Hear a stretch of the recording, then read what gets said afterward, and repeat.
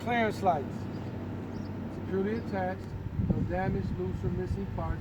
Has the proper color, which is amber. Next, we'll come down. I'll check all my various light combinations. Again, we're looking for lights, leaks, and leans. Took care of the lights up there, the clearance lights. Now we're going to check for, let them know that my left turn signal, right turn signal, both sides are securely attached, no damage, loose, or missing parts. Four ways, securely attached, no damage, loose, or missing parts. My high beams and my low beams on both sides, securely attached, no damage, loose, or missing parts. I don't have any fog lights. If I did, they would be inside here. I don't have any leaks. Nothing is leaking from the engine compartment. Also, I don't have any leans. If I had leans, it would suggest that I may have a flat tire, bad suspension, or very unbalanced load. Next, I'm going to move forward over here, seeing that I was told to do the driver's side of the vehicle and point out any items that are unique to the other side of the truck. In this particular case, the items that are unique to this side of the vehicle is just the alternator and the belts. The alternator, as you can see, has that red label on it that says Delco Remy. So we'll say, here's my alternator, securely attached, no damage, loose, or missing parts. You'll tell them that the belts associated with the alternator are securely attached, no damage, loose, or missing parts. They have good tightness and tension, no excessive wear, and there are no cuts or frays. Next, we'll then proceed to move over to the driver's side and point out all the items on the driver's side. When we get over here, you will want to start at the top and work yourself down. Okay, start at the top and work yourself down. So in this particular case, we'll start with our hose or our engine coolant. Securely attached, no damage, loose, or missing parts. Tell them that it has the proper fluid level, cap is secure, no leaks. My electric, these are my electric lines. My electric lines. Here, okay, all this is electric. Securely attached, no damage, loose, or missing parts, no excessive wear. Then we'll tell them about we've got hoses. Okay, we've got hoses. Okay, you got hoses running throughout the engine compartment. Okay, securely attached, no damage, loose, or missing parts, and no leaks on the hoses. Then you'll come here, point out your fuel filter, securely attached, no damage, loose, or missing parts, and no leaks. Then I can come over here. This is my power steering fluid. Oh, that's power steering fluid. Power steering fluid, securely attached, no damage, loose, or missing parts. Okay. Then this power steering fluid leads us to two places. It leads us come down here. It leads us over to the power steering gearbox, securely attached, no damage, loose, or missing parts. Also, this over here leads us all the way back into this corner over here, where you're going to tell them that's your power steering pump. Power steering pump, which is right down there. Okay. Now, right above the power steering pump, you're going to tell them that power steering pump is securely attached, no damage, loose, or missing parts, and that is gear driven. But right above that power steering pump is the air compressor, which is right here. That's the air compressor right there. Okay? Securely attached, no damage, loose, or missing parts, no leaks. The air compressor is gear driven. So you said the power steering pump is right. Can't touch it, Robert. No, it was an accident. I was not trying to touch it. No, okay. Yeah, just wipe it off on the tires. Okay. I was not trying to touch it. I was Just here. Power steering pump is right down there. Okay, right down there. Okay. Right? Yeah, you have to do it through here. Right down there. Okay. Power steering pump. That's the power steering pump. It leads this hose leads you right to it. This hose that comes out of the power steering pump. Yeah, Yep. the hose that leads out of the power steering fluid Fluid. leads you to the power steering pump. Yep. Okay. All right. All right. Then, so to recap, fuel filter, Mm-hmm. power steering. Okay. Securely attached, no damage, loose or missing parts. Cap is secure. Proper fluid level, no leaks. Mm-hmm. Power steering gearbox, securely attached, no damage, loose or missing parts. Also, I would then come back over here to point out the power steering pump. Securely attached, no damage, loose or missing parts. Let them know that the power steering pump is gear driven. Can you see that, Laura? Yes, sir. Okay. Yep. And then Above we have the above that we have the air compressor. Air compressor. Yep. Securely attached, no damage, loose or missing parts. And that the air compressor is gear driven. Gear driven. There's Not two belt driven. parts that are gear driven: the air compressor Air compressor. and the power steering pump. Parts Okay. are gear driven. Okay. Then you'll come down here. You'll tell them about the oil dipstick. Oil dipstick, securely attached, no damage, loose or missing parts. You will pull it out and check it to make sure that it has the proper fluid level. All right. Next, we can then move to our steering linkage. You have upper linkage and you have lower linkage. Both are securely attached, no damage, loose or missing parts. Now your upper linkage is connected here via the U-joint. U-joint. U-joint securely attached, no damage, loose or missing parts. Mm-hmm. Your lower linkage is connected here via this bolt and the castle nuts. Again, securely attached, no damage, loose or missing parts.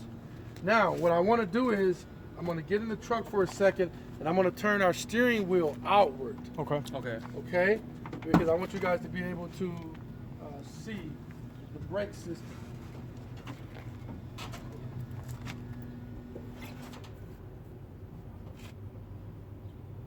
Robert, I need the key. Whoever got the key. I think. I believe I handed them to you. Yeah.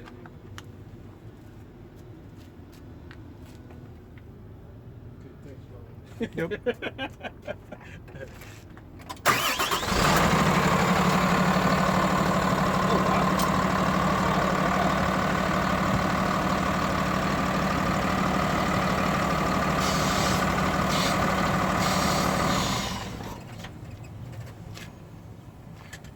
Okay, now what we want to do